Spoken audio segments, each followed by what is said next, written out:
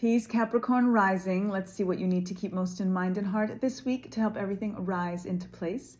We're going to be tapping into some ambition, career-driven oracle cards this week for our foundation frequency in honor of Mars going direct.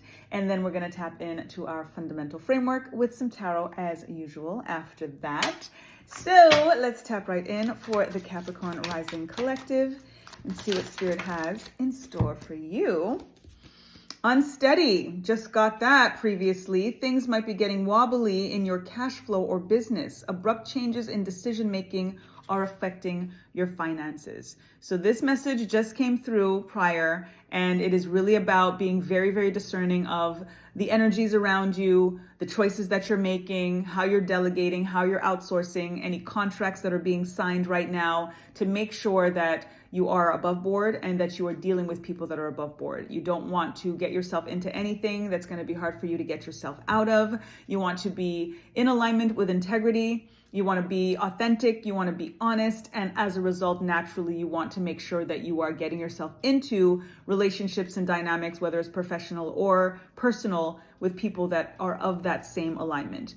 This card is not necessarily a warning, it's really about a heads up so that you can be very, very aware of what the choices are surrounding you, especially if it's about money and it's about your business, so that you're not, again, putting yourself at detriment, especially in regards to exclusive contracts. It's never a good idea to sign exclusive contracts if it's not, something that has been tried and true in some ways. And if there's a way to do things with it's not exclusive, that's just better for you, because whenever something does happen, you're not locked into it. This is definitely an energy of making sure that you don't lock yourself in, especially if there is unsteadiness, if there's uncertainty.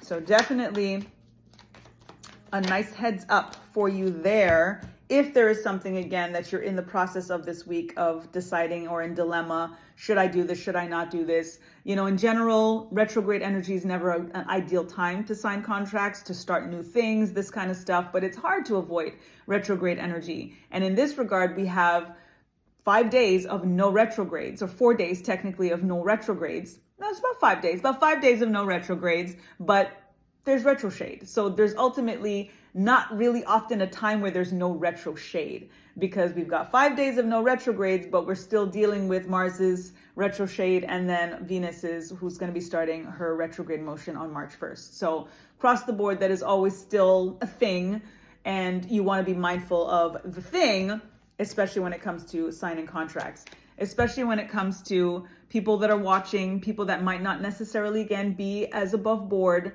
kind of stalkerish energy, wanting to gain. This is also about opportunists. This energy comes through with the Page of Swords, is about opportunists and people just kind of want to gain and, benefit from whatever it is that you are, whatever it is that you're doing. And this is why it's also important to take your time before you make any solid decisions in regards to your business, especially in regards to your money and tying your money up with other people. We got the 6 of Cups in the reversal energy. So this is telling me that the alignment here with what's unsteady could be a relationship and a dynamic that is personal, that is now leading into something professional.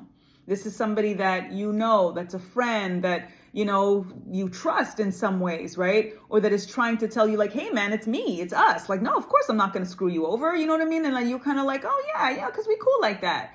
The energy of oftentimes when we do something because we cool like that, famous last words, you know what I'm saying? So just be extra careful if there's somebody that you do have a personal connection to that you're now thinking about tapping into on a professional realm. This could be, again, just a heads up to not necessarily sign on any dotted lines. The Swords energy is about the mindset, is about perspective, is about taking our time, surveying the land. You definitely want to do that as much as possible. Again, especially if it's something where you're on the cusp of mixing business and pleasure in some ways. And then we've got the Justice card. So when the Justice card comes in, it's about making sure that things are just and things are fair and things are balanced. In the upright energy, I feel good about that because it's not telling me that this person is going to mess you over. It's just that it's guaranteeing a little bit more justice because you're taking your time with it, because you're being as above board, because you're putting an energy out there, because again, surveying the land, making sure that you're dotting your I's, crossing your T's, having the right conversations, making sure that you are, again, as clear and transparent, and giving that person the opportunity to be as clear and transparent, because justice doesn't always mean that it comes on the other side of something bad happening or an injustice happening or a karmic justice or any of that. It's about things being fair, about things being balanced. And we can lead into a relationship with things automatically being fair and being just and being balanced before they have to go bad, right? Things don't always have to go bad. And it's all about how it starts. So if you come in with an energy of justice and fairness and balance, and you're taking your time to make sure that you are expressing those things, that you're exhibiting those things so that you're able to attract them, is going to avoid a lot of the potential unsteadiness, the shakiness, anything that could fall and break before it has time to really stand strong. So I do hope that that helps. I do hope that it resonates, and hope that it helps everything rise into place. Nothing is falling. It is only up from here.